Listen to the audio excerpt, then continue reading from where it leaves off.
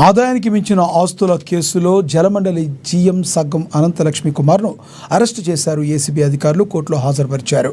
ఇక న్యాయస్థానం 14 రోజుల రిమాండ్ విధించడంతో లక్ష్మీ కుమార్ను ఏసీబీ అధికారులు చెంచురుగుల జైలుకు తరలించారు.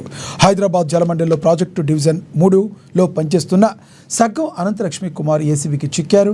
నిన్న తెల్లవారుజామున ఏసీబీ హైదరాబాద్ సిఐయు విభాగం డీఎస్పీ మజిద్ ఖాన్ ఆధ్వర్యంలో అధికారుల బృందం మల్లాపూర్ వెంకటరమణ కాలనీలోని కుమార్ ఇంటికి చేరుకుని సోదాలు నిర్వహించారు.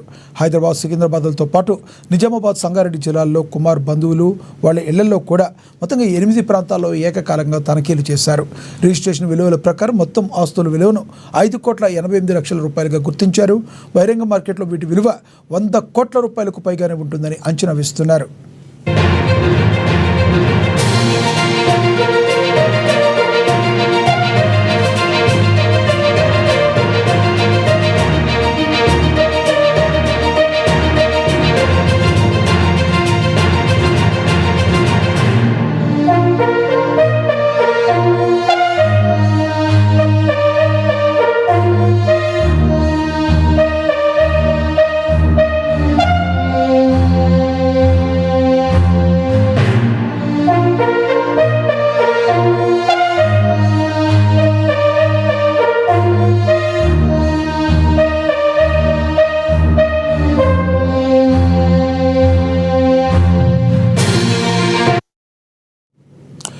ఆదాయానికి మించిన ఆస్తుల కేసులో జలమండలి జీఎం సగ్గం అనంతలక్ష్మి కుమార్ను అరెస్ట్ చేశారు. ఏసీబీ అధికారులు కోర్టులో హాజరుపరిచారు.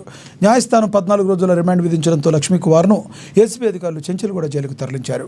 హైదరాబాద్ జలమండలిలో ప్రాజెక్టు డివిజన్ 3 జీఎంగా పనిచేస్తున్న సగ్గం అనంతలక్ష్మి కుమార్ ఏసీబీకి చిక్కారు. నిన్న తెల్లవారుజామున ఏసీబీ హైదరాబాద్ సిఐయు విభాగం డీఎస్పీ మజిద్ ఖాన్ ఆధ్వర్యంలో అధికారుల బృందం మల్లాపూర్ వెంకటరమణ కాలనీలోని కుమార్ ఇంటికి చేరుకుని సోదాలు చేపట్టారు. హైదరాబాద్ సికింద్రాబాద్లతో పాటు నిజామాబాద్ సంగారెడ్డి జిల్లాలోని కుమార్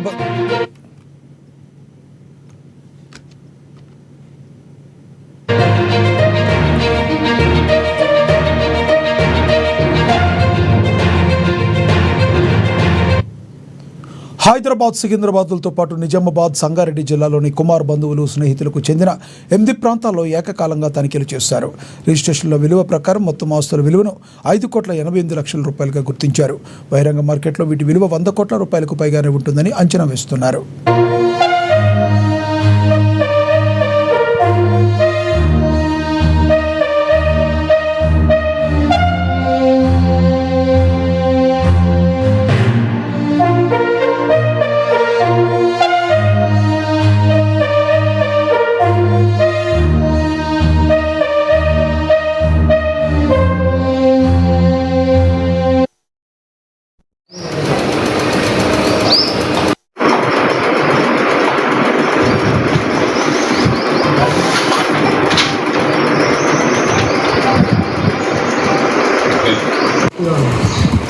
अड़गन वार्ता जागृति रहा